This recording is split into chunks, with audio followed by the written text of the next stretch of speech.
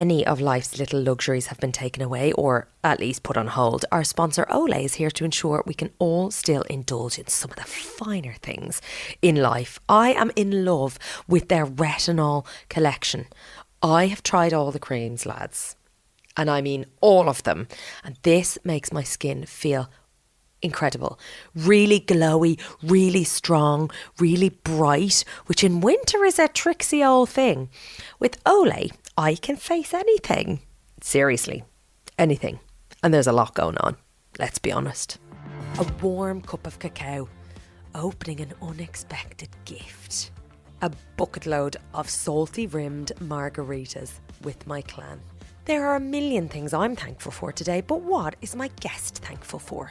Honestly, the thing that has gotten me through all of, especially the last 15, 20 years of my life, which has been very sort of chaotic in a way, has been my girlfriends. Welcome to Thanks a Million. I'm Angela Scanlon, and this is the show that takes a sneaky look at my guests' gratitude list to find out the things that have shaped their lives. Today's guest studied drama in Dublin before travelling the world as a model, working for Chanel, Dolce & Gabbana, Givenchy and Louis Vuitton, among many, many others. She went on to become a Victoria's Secret model, casual, before jacking it all in to go back to her first love, acting. She's since starred in films such as Escape Plan and J.J. Abrams' feature Super 8.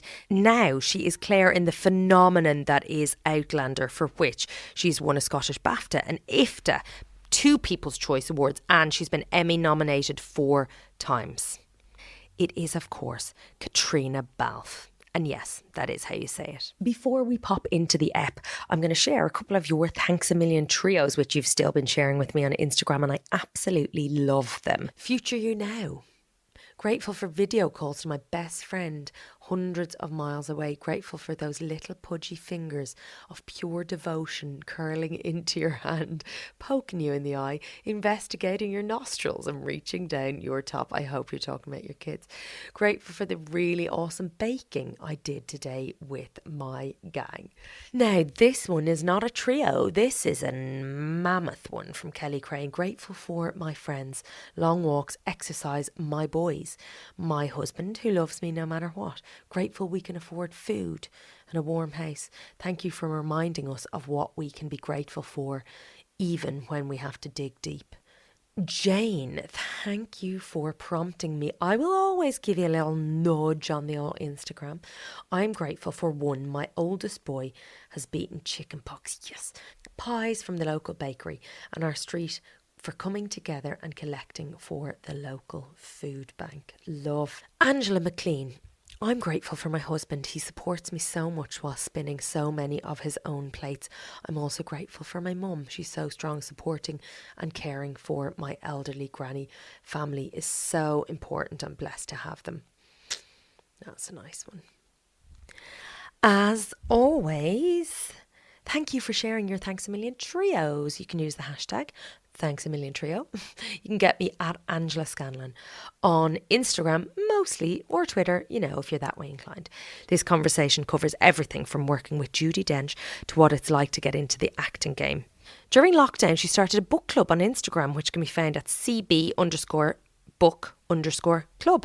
And this episode was recorded a couple of days after the sad passing of her 17-year-old cat, Eddie. Here she is, my lovely new friend, Caitrìona Balfe.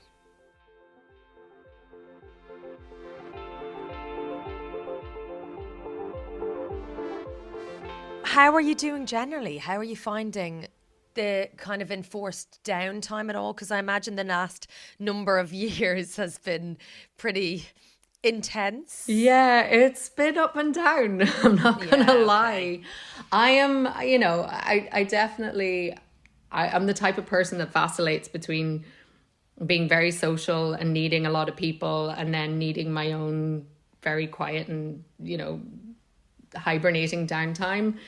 But I love having that sort of flux between the two, and that's why I love filming so much, because you're on set and there's just so many people, and then surrounded, and it's like so social. And like the best thing every morning is like when you walk onto set and you get to say, you know, it's like you're saying hello to like 50, 60 people and everyone, you know, and we've all worked together for so long, so it's really special. But you know, then especially with this show, we stay away a lot. So I get like a couple of nights away by myself in hotels, and like, I love that. You know, I just love that kind of like early bath, room service. Yeah, don't have to say a word, see anybody. And so, and you know, me and my husband, it was quite strange because, you know, we've been together 6 years, but we've never spent this much time together.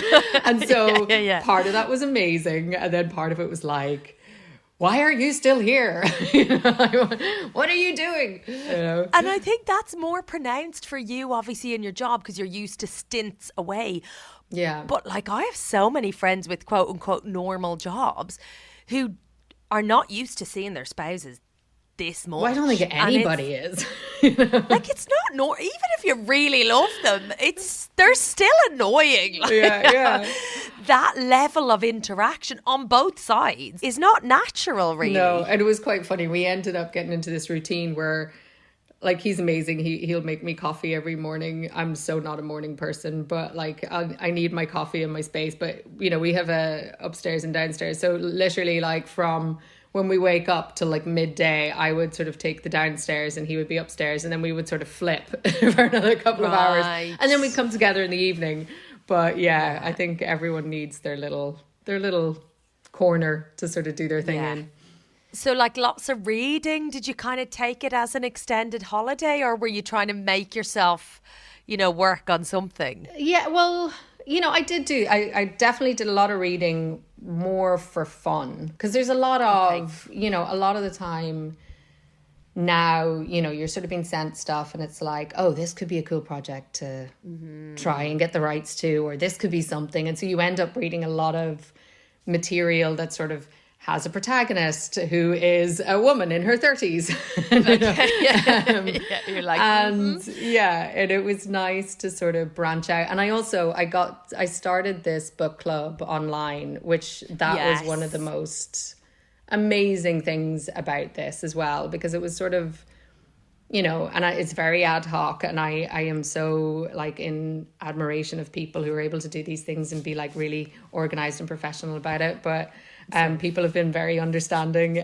But it was just really cool to have a little bit of something that you're doing in a community that has a goal, and that you get to then share some time with people. And it's just, I think that kind of sense of community was really nice. You know? And accountability as well, isn't it? It's like, I mean, I start loads of books and I'm like, oh, there's a new shiny one, I'm going to start that. And it's the finishing of the things. So favourite book that you read during this period?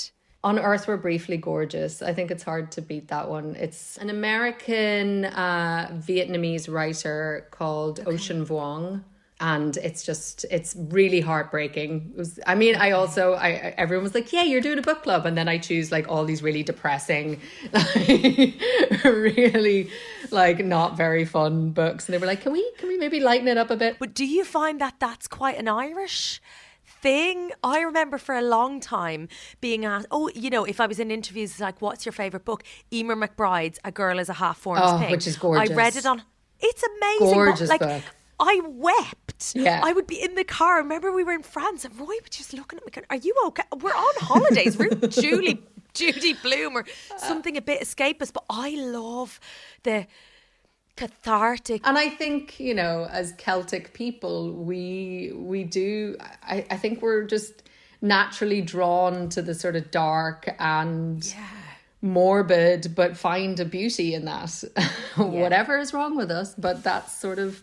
You know, and I think that's kind of the material I'm always drawn to. You know, I like to get into the nitty gritty of I don't know, of what makes life painful but beautiful. What are you thankful for today? Oh, today, I mean, it was, you know, I am very thankful to be home, and I think, you know what, you obviously know I had to say goodbye to my lovely little cat yesterday. Yeah. And I'm just so grateful that I had 17 years with this awesome little being.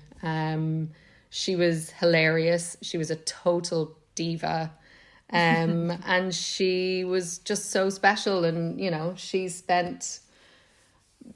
traveled around the world. She was totally cool. Obviously I travel a lot. So she had lots of surrogate moms, dads, and she just rolled with it. She was always just such a cool little special being. So that's what I'm grateful for today. Where did you get her? So I got her in a deli in Brooklyn. When I was living in Williamsburg, I wanted to get a cat. I tried to go the normal route and went to one of these pet stores. And because I was foreign, they were like, "You're not allowed one because you might move and leave her." And as if you would leave a cat if you moved. And so there was a deli on the corner, and there was this lady who would always be on our street. And I was walking home, I think it was like a day or two later, and she just called out to me. She was like, lady, you want a kitty?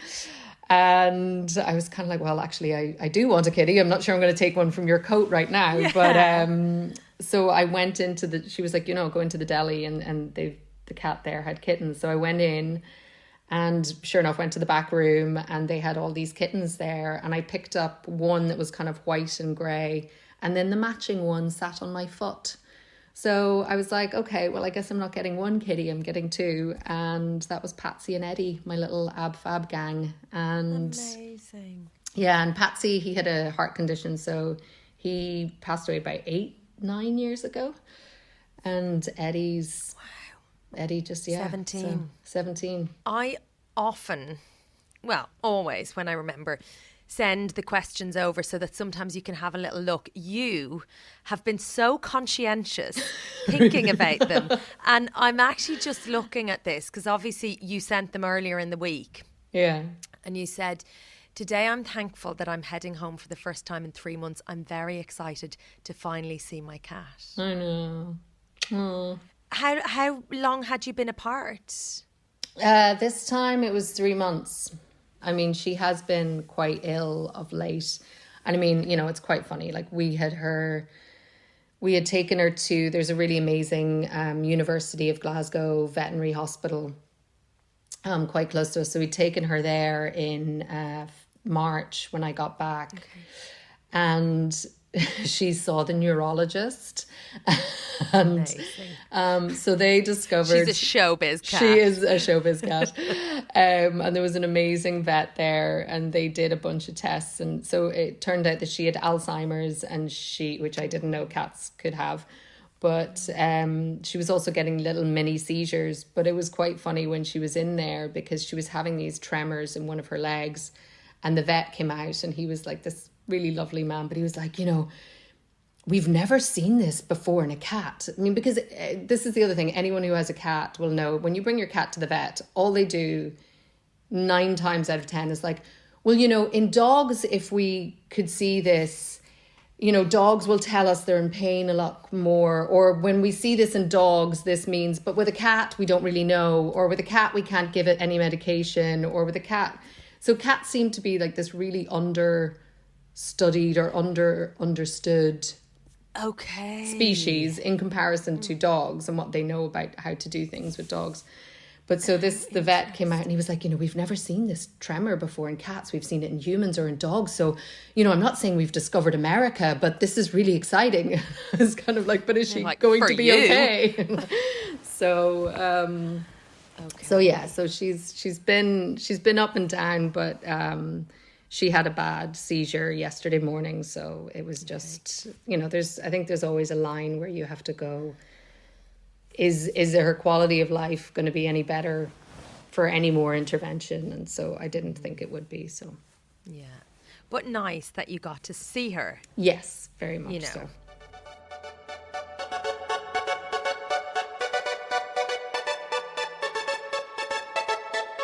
So what is the thank fuck for this?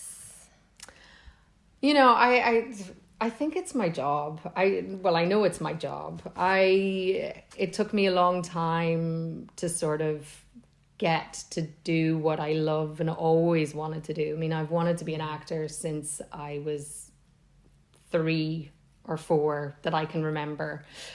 And it took me a really long time to get there, and it was a very circuitous way that I took, but it's so good to be doing something that you love, and it has brought me so much happiness since I finally figured things out. And I'm just so grateful that I get to do that.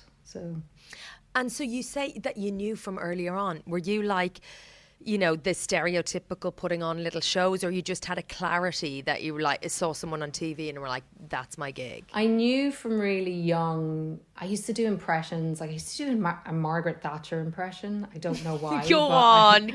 Do you still do it? I don't know.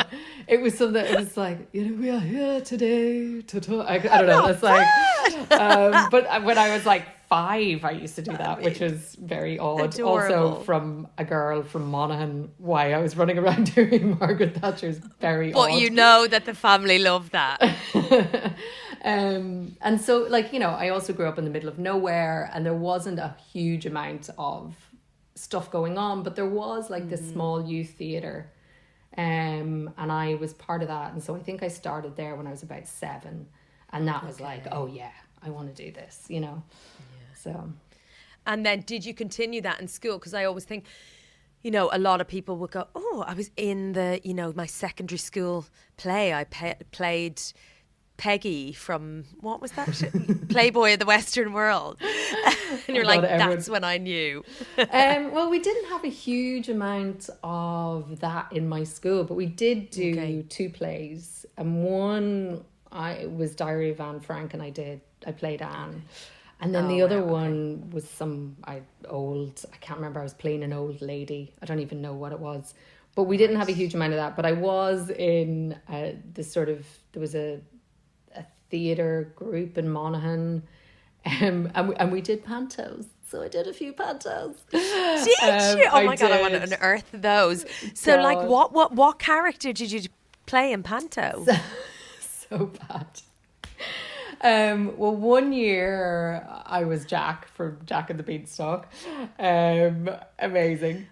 And then I only remember 2, but I feel like there must have been more. And the other one was Beauty and the Beast, and I remember myself and Deirdre were the candlestick and teapot. I think I was the candlestick, so yeah. Terrible. I love that. But like committed. Yeah. I'm going to go with yeah. Sure. No, but I think it was literally, I tried to do whatever was available. You know, Monaghan back then, we didn't have a huge amount of stuff going on. You know, it was the border towns and... Yeah.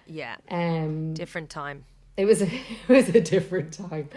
But you know, I think the thing that it definitely showed me was that any chance to sort of do something in that realm, I loved it, and it was fun, and I loved the whole kind of camaraderie of like the kind of team and all the group of actors, and like we used to make the sets as well, and you know, I loved all that.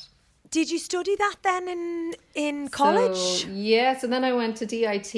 I went there right out of school, and then towards the end of my first year there, I got scouted, packing bags in the Swan Shopping Centre for MS. Swan! Yeah. Okay. And then so I started modelling sort of part-time, and then did full-time that summer, and then I got offered to go to Paris, and so second year drama school sort of didn't get to compete with going to Paris. But I imagine if you'd been scouted and then you're off to Paris, you're earning quite a bit of money. Okay. No. Okay. Oh, okay. I always immediately I just think, oh, you're in Paris. You're like big time. No, I mean in the beginning, I would actually come home to Dublin to do some terrible Irish modelling jobs to sort of make enough money to go back and try to break through in Paris. I mean, when I first went to Paris, it was like the height of all the Brazilians. Okay. And yeah. I obviously am not. I'm like very pale. So it was like Giselle It kind was of time. Giselle Okay. and all of those girls. Yeah.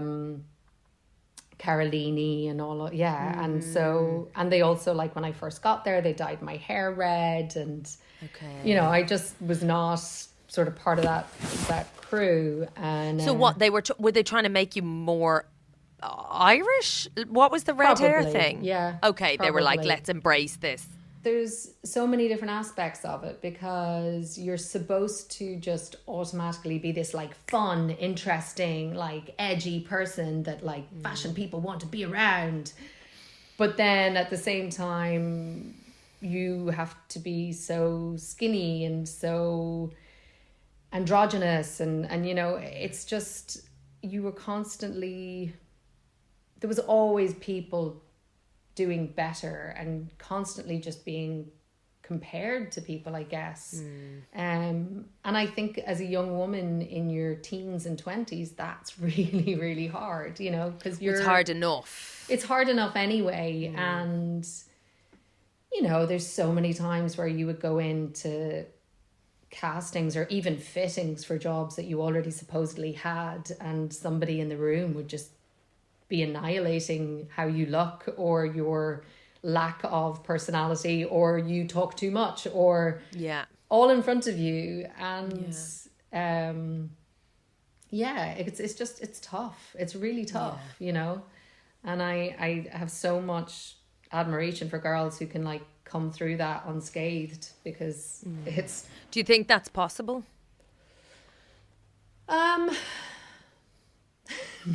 knowing all of my friends who've come through it, I think it's possible after some healing. Yeah. Okay. I'm very lucky. I still have quite a few really, really close friends who I met during that time. And, I think everybody goes through a really wobbly phase afterwards, trying to sort of find their footing or find what their next step is, because it in one way it opens up so many doors, and it does open your mind to so many things, and it does give you an incredible education in a certain way, but in another way it infantilizes you and it stunts you in so many other ways. And I think it takes a while to sort of like rebalance all of that. I mean, there's been talk recently, and I've seen a lot of people on Instagram. I think it was after Emily Ratajkowski. I always say it wrong. And so she talked about, ownership of particular images. But I saw people that I know who were models in the industry for a very long time, and who kind of talked about not knowing one person, themselves included, who kind of went through that without being at one point in like a pretty questionable position. And as you say, you're kind of a teen, you're in Paris for the first time, you're like thrown out there to go and do a test shoot with God knows who in God knows where, and it's expected that you turn up with a smile, and you should be glad that he's even bothering to take his camera out for you. And you're supposed to be cool. This is the word. And I think, Emily talked about that in her essay, where there's such a veneer of like, oh, everyone's so cool in this industry, and like, we're all just hanging out, and it's all, and so that's sort of like drilled into you from quite a young age about, don't rock the boat, don't be uncool. Being uncool is defending yourself or questioning something or being stiff and not... Stiff or not taking your top off. Why wouldn't you take your top off? It's just tits. Come on. Like, just be cool. Like, I can't tell you how many times that sort of situation happened. And, I think it's... And you're also, and I think I was very lucky. I had some amazing bookers and had some amazing agencies, but I also had some absolute shit agencies. And they are not, they've been put in this, or they've positioned themselves, I think, as, they protect the girls. But because they've made themselves management companies, they also take zero responsibility So all the girls are self-employed, and in effect, they employ the agents. And so it's such a weird balance of power, because the people that you are supposedly employing are the people who are the gateway to all the jobs. And they definitely dictate your earning power. Well, but they also dictate everything, and it's like, the worst thing, I think, if you talk to any model, used to be the days you would have to go into the agency and you walk in and literally everybody is scanning you head to toe. What are you wearing? Do you look cool? Are you thin enough? Are you, going to the right places or dating the right kind of person? And it's just, Anyway. So you're a commodity. You're a commodity. Yeah, for sure. Yeah. But it was also, and parts of it were good. I don't want to just... Okay, and I imagine... maybe it makes you grateful to be an actor. If you're an actor and you've never been a model, acting probably seems pretty harsh, But actually, maybe you're like, this is a breeze. Try modeling when you're a teenage girl. I definitely, and I think it's been noticed actually before by people. I think we have people give models such a really hard time, but you work really, really hard and there's no protections. And when you go into acting, it's such a different thing. Like, first of all, you're asked your opinion all the time about everything. You're like, wait, what? You want to know what I think? Or what I feel about this?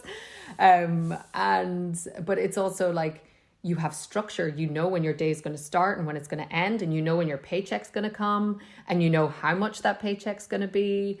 And there's a contract, and you have your own lawyer who discusses things with you and breaks everything down. Or when I see young actors who are like 18 and 19 and they're so self-possessed and like so mature and handling their own business, and I really I feel so like, oh my God, that took me to my mid-30s to become like that. I definitely feel I had a very arrested development for quite a long time.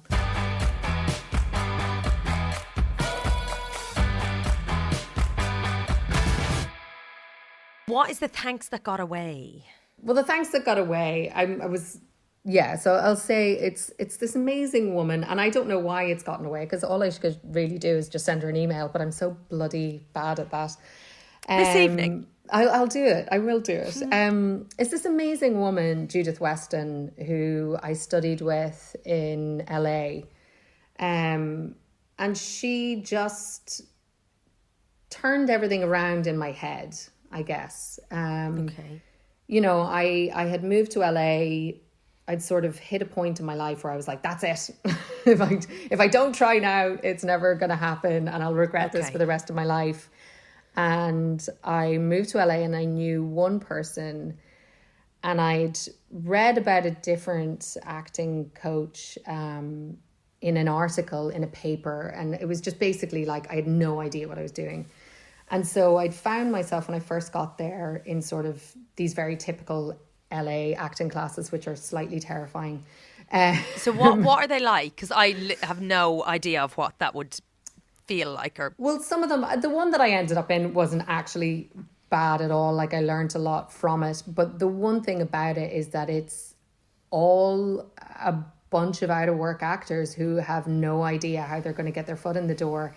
And so there is this sort of like carpet of desperation. I was going to say an air of desperation, then I was like, no, that's too harsh.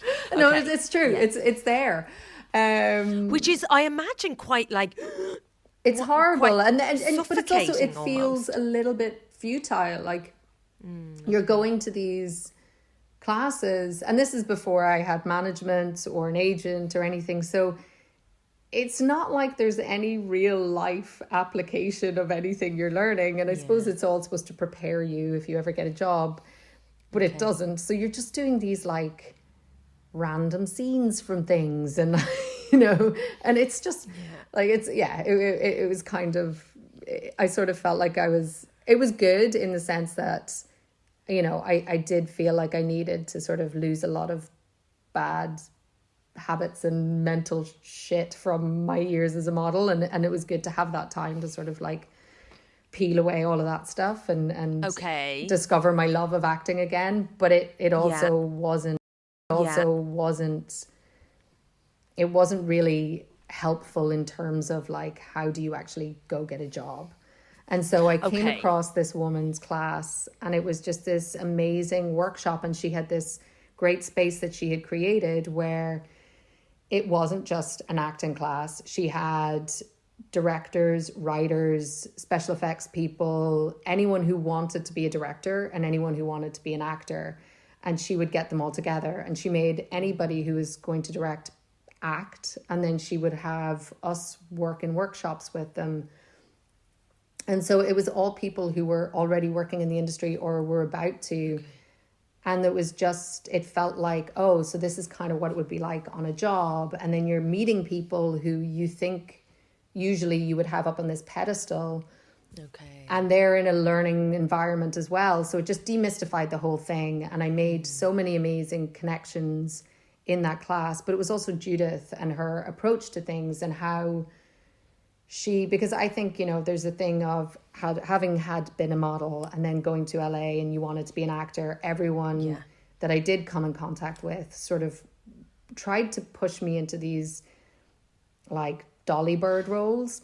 The hot girl role. Hot girl role. Yeah. Which there are so many women who are so much hotter innately than I could ever be after 17 hours in hair and makeup. There's women who just walk in and have that thing, and I'm just not that, and Judith was very much like, I remember she took me aside quite early on. She was like, you're going to get the smart brunette girl roles. You just have to work and you just have to. And I was like, oh, okay. And it was the first time I think she just really, just sort of gave me a belief in myself and that I could do it, and pushed me to choose really interesting material and to choose things that allowed myself to think I could do. I knew what I wanted to be doing, but I just didn't really have the confidence or the self-belief that I could. I suppose that's it. And she sort of gave me that. And just her approach to acting was very... like, it was very much about, there's so many different schools, and I think sometimes it can get so wanky and, like... Yeah. But she just had a really work-based, but also psychology-based without it being, I don't know, too faffy. I don't know, it was just very solid. Yeah. What is your big thank you? And this is kind of like an inverted, maybe not inverted trust, but somebody who had, faith in you. Well, I don't know. My big thank you, I sort of was like, I thought about this, and this is one of the things I emailed back about. I know. Because I was going to say a work thing. And then I was like, honestly, the thing that has gotten me through all of my, especially the last 15, 20 years of my life, which has been very sort of chaotic in a way, has been my girlfriends.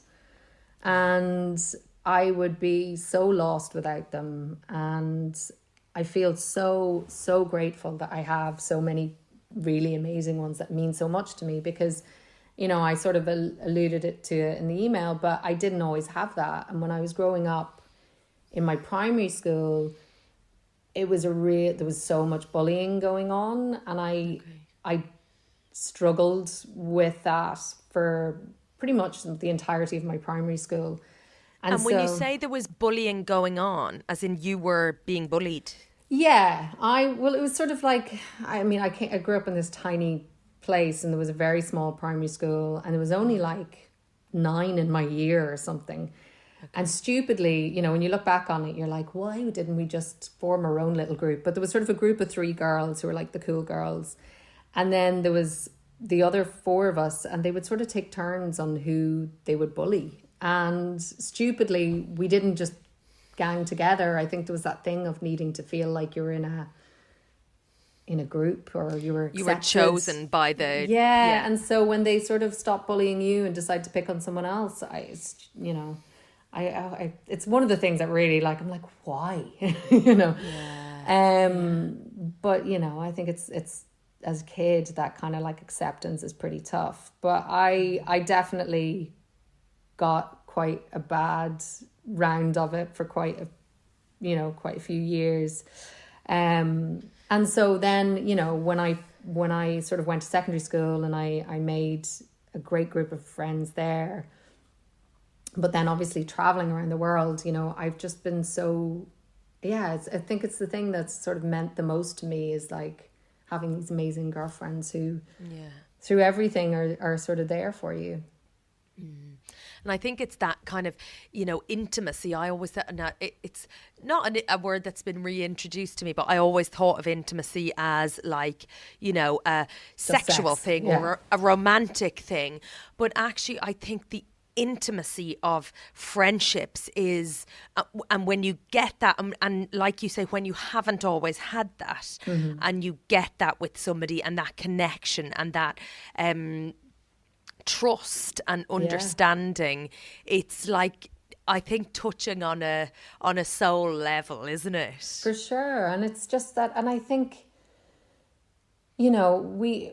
we go through so many different phases in our lives, and like there's so much stuff that you have to get through and try and understand. And like what I love about especially my friends is that, you can always call them and be like, look, am I being, is this like, am I being a brat about this? Or is this like normal? Or what, like, tell me, like, sort out my chatter in my head for me, please. And it's, I don't know, I just feel so grateful. And now, we're all going through these very different phases in our lives at the moment. So many of my friends are becoming mothers, and like so many of us have gotten married, or and it's just amazing to see how we've all grown. And it's changed from like going out and like who's around and who's cute and all that kind of rubbish, and to now it's like these very kind of very solid and very real big changes in our lives, and it's kind of amazing. Gift that you are most grateful for? Oh, well, I just had my birthday recently, so I have been the recipient of this amazing gift from a group of fans who got together, and they raised 50,000 trees. Or basically they donated to this one tree planted. It's this amazing platform. And so they set out trying to get, like, because my birthday's on the 4th of the 10th. So 410 trees was their initial goal. And it just exploded. I know. And so it's like 50,000. But it's amazing. So this one tree planted, they're in so many different countries across the world. And so their whole thing is that they try and plant indigenous trees, because a lot of the time when people are replanting and they replant forests, and this is a big problem in Ireland, is they do these kind of like Douglas firs, or they do one kind of tree, which doesn't really help in terms of keeping the ecosystem and biodiversity and all of that. So they do a lot of work with that, and it's going to be across the world. So that's pretty damn cool. I got a forest. I also love that the Outlander fans are so conscious. Oh, they're amazing. I mean, they are amazing. It's pretty, I think with this show, it's very rare that you step into something that's kind of a phenomenon, and it already was. Like, these books existed for, sort of decades before we started our show. Yeah. And then it's sort of just grown with the show, and they are so invested and passionate and really conscious. And like, Sam has an amazing charity called My Peak Challenge, and I work with World Child Cancer, and the work and the fundraising that they've done for both of those is just amazing. And it's just, big shout out, a big grateful and shout out to the fans. Yeah, it's lovely though. And because I remember being at the BAFTAs in Glasgow, and I mean, obviously that's home territory, but I mean, you could literally hear them in cars coming out. It was like, oh, the Outlander gang are here. And I mean, they'd camped outside the hotel for days. Yeah, it's like, so at the Golden Globes a couple of years ago, they had, there's this whole thing where everybody has to drive up, and it's like everyone's in line, and there was this insane group of Outlander fans who had this massive banner just on the driveway up. And I cannot tell you the amount of times, like, all of these random people would come up to me and be like, oh my God, you're the girl with all those crazy fans. That's amazing. And I'd be like, yeah, I guess. I mean, you know, but it was just so sweet. They're amazing. Honestly, they're really incredible. Okay, finally, your hashtag blessed moment with a wink. So hashtag blessed. Well, I recently got to work with Dame Judi Dench, and I can't quite believe it. But yeah, it's one of those things where... Like, mind blown. Absolutely mind blown. I mean, yeah. I don't even know what to say. Can you say what it was on? Oh, yeah. So I just finished a film called Belfast, which is written and directed by Kenneth Branagh. Oh, wow. And it's really beautiful. I don't know how much I can say about the actual film, but I play... It's sort of based on his childhood in Belfast, and I play his mom. The lovely Jamie Dornan plays his dad, and then Dame Judi Dench plays his granny, and Ciarán Hinds plays granddad. And I also love that he's chosen hot parents. It's like, go on, Kenneth, your parents will be delighted. Oh, it's amazing. Yeah, it's very funny. I mean, it was just, the whole thing was just so lovely, but there was one scene in particular where, and Kenneth's amazing to work with. He's just like the loveliest guy. And, you know, we would do a scene, and sometimes he'd just ask you to just do a little improv. And so I'm just sitting there improving with Judi Dench, and it was just like half of your head is sort of in it and you're doing it, and then the other half is there like going, oh my God, I can't believe this is actually happening. This is crazy. Oh my God. So wow, that is amazing. It's amazing. Yeah, also, Ciarán Hinds. Ciarán Hinds is the most darling man, the most amazing actor. Adore him. Yeah. So what a cast. Wow. So when is that out? I don't know, actually. I have no idea. I mean, who cares? Who cares? You can just wallow in the Judi Dench moment for as long as you need to. Yeah. Well, listen, it's been so gorgeous chatting to you. It's been so lovely chatting to you. Yeah, and thanks for taking the time. I know it's busy times. So, yeah, thank you. Isn't she absolutely lovely? So much to digest there. Caitrìona is a patron of the World Child Cancer Charity. More info at worldchildcancer.org. As ever, if this has sparked some ideas about what you're thankful for, I would love to hear from you. So please do drop me a line using the hashtag #ThanksAMillionTrio. At Angela Scanlon is where you will find me via Instagram and Twitter. And go check out some of our brilliant guests so far. We've had Joe Lycett and Jamila Jamil. Roisin Connady is coming up. Whew, it's exciting. And if you're loving the show, don't make me grovel, don't make me plead. It's not what I enjoy.